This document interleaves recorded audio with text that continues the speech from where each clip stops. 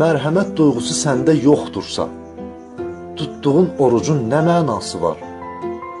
Süfrəndə yoxsula yerin yoxdursa, bir ay ac qalmağın nə mənası var? Tərəzin çəkidə əyri çəkirsə, dilin zəhər kimi qəlb incidirsə, əlin rüşvət alıb rüşvət verirsə, qıldığın namazın nə mənası var? Yalandan and içib alver edənlər, arvaddan xəbərsiz əyri gedənlər, haqsızdan pul alıb haqlı edənlər, o həccə getməyin nə mənası var?